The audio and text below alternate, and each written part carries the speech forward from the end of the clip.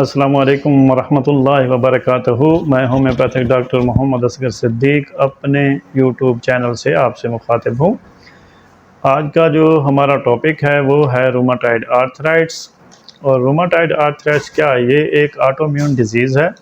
Autoimmune disease का मतलब ये होता है कि जो हमारा जिस्म का मुदाफ़ियाती निज़ाम जो हमारे जिस्म की हिफाजत कर रहा होता है, दरअसल वो जब कोई फ़ॉरेन बॉडी आती है तो उस फ़ॉरेन बॉडी और हमारी बॉडी के हेल्थी टिश्यू में जो है फ़र्क महसूस नहीं कर सकता और कंफ्यूज होकर फ़ॉरेन बॉडी के साथ साथ हमारे जो हेल्थी टिश्यू होते हैं उनको भी वो डिस्ट्रॉय करता है। इसको हम ऑटोइम्यून डिजीज़ कहते हैं। रूमाटॉइड आर्थराइट्स जो है ये जोड़ों की बहुत बड़ी बीमारी है जिसमें जोड़ों के अंदर इन्फ्लेमेशन, दर्द और अकड़ाव होता है। इसकी अब हम अलामात की तरफ जाते हैं कि इसकी क्या क्या अलामात हैं। तो पहली जो अलामात है वो है ज़हनी और फिज़िकली जो है वो थकावट होती है। जोड़ जो है वो मुकम्मल तौर पर उसके अंदर इन्फ्लेमेशन और सोजिश और पेन होता है। रूमाटॉइड आर्थराइट्स का जो मरीज़ होता है वो सुबह के टाइम या रेस्ट के बाद जो है चलना, उसका पहली हरकत जो है वो बहुत मुश्किल होती है और बाद में जाके कुछ बेहतरी आती है। रूमाटॉइड आर्थराइट्स जो है वो जोड़ों पर सबसे पहले जो है वो सिनोवियल मेम्ब्रेन पर हमला करती है और बाद में जो है सिनोवियल फ्लूइड को भी ख़राब कर देती है और फिर जो है कार्टिलेज भी तबाह हो जाती है। उसके बाद जो है ये बीमारी जो है वो हड्डियों पर हमलावर होती है और वहाँ पे खून का रश बढ़ जाता है जिसकी वजह से वहाँ पे शदीद किस्म का जो है पेन वो शुरू हो जाता है। इन्फ्लेमेशन, पेन शदीद होना और पूरा जो है जोड़ का पकड़ा जाना, ये रूमाटॉइड आर्थराइट्स की अलामत है। इसका जोड़ भी गर्म होता है। बाज़ मरीज़ों में जोड़ों के दर्द के साथ साथ डाइजेस्टिव सिस्टम है, लंग्स के प्रॉब्लम हैं, हार्ट के प्रॉब्लम हैं और स्किन के जो प्रॉब्लम हैं वो भी शामिल होते हैं। इसके अलावा जो है लिम्फोमा भी हो सकता है। जल्द पर छोटे छोटे उभार बन जाते हैं। फेफड़ों के अमराज, दिल के अमराज और नर्वस टिश्यू पर इसका हमला होता है। ब्लड वेसल पे सोजिश आ जाती है और आखिर में जो है वो जोड़ों को मोड़कर इसकी जो हरकत है वो भी बंद कर देती है। इसके हम रिस्क फैक्टर की तरफ आते हैं कि इसके रिस्क फैक्टर क्या हैं। तो सबसे पहले जो रिस्क फैक्टर है वो है कि मर्दों के मुकाबले में औरतों की ये डिजीज़ है। एक मर्द मुतासर होगा तो 3 औरतें इसमें मुतासर होंगी।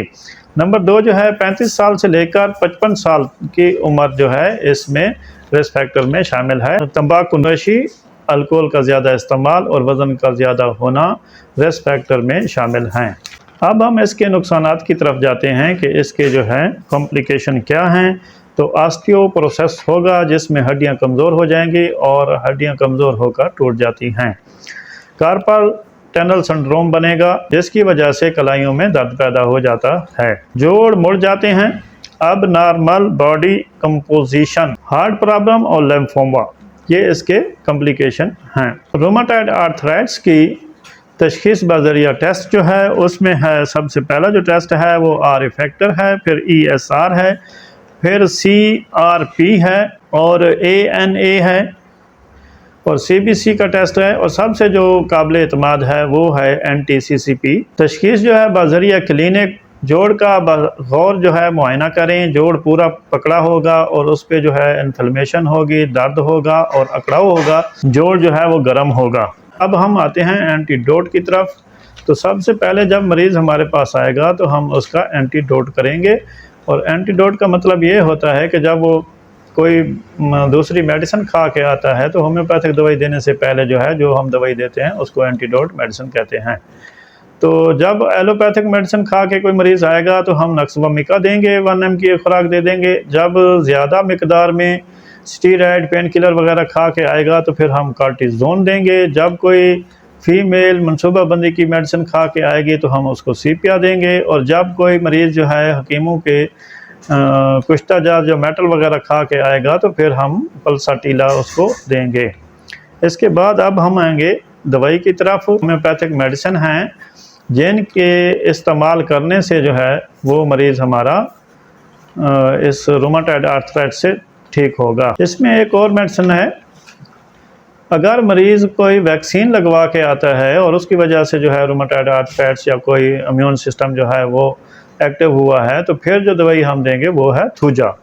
और थूजा के बगैर जो है फिर ये दुरुस्त नहीं होगा। अब हम इसके इलाज की तरफ आते हैं। तो इलाज में जो है सबसे पहले हम मियाज़म इस्तेमाल करते हैं। तो मियाज़म में सबसे बड़ा जो मियाज़म है वो है सोल, और सोल जो है वो ज़िंदगी है, और जब ज़िंदगी का सूरज डूबने लगे तो हम फिर सोल इस्तेमाल करते हैं। नंबर 2 है वो है एक्सरे, और एक्सरे जो है वो रेज़ की वजह से हमारे जीन्स ख़राब होते हैं। जब जीन्स में कोई ख़राबी आए या कमज़ोर आएगा तो हम एक्सरे इस्तेमाल करेंगे।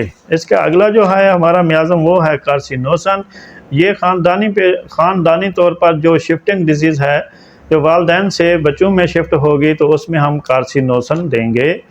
इसके अलावा है ट्यूबरकुलिनियम। तो इस ट्यूबरकुलिनियम में जो है वो मर्ज़ जाता है, फिर दोबारा कूद कर वापस आ जाता है, और हर बदलते मौसम में जो है वो मरीज़ जो है पकड़ा जाता है, और उसके हिस्ट्री में जो है वो टीबी होगी, तो फिर हम ट्यूबरकुलिनियम देंगे। अगला मियाज़म जो है वो हमारा है बेसिलिनम, और बेसिलिनम की हिस्ट्री में जो है वो टीबी पाई जाएगी।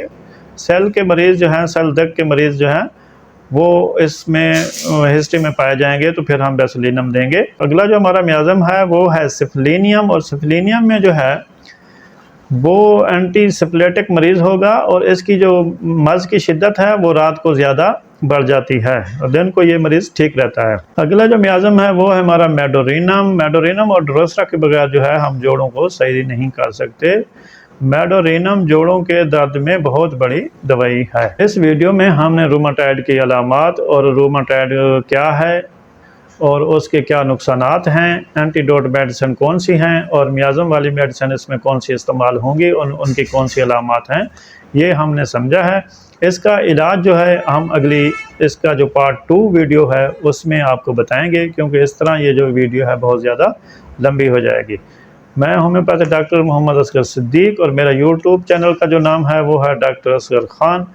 यूट्यूब पे जाकर डॉक्टर असगर ख़ान रिसर्च करेंगे तो इंशाअल्लाह हमारी वीडियो को आप देख सकते हैं। अब तक के लिए खुदा हाफिज़।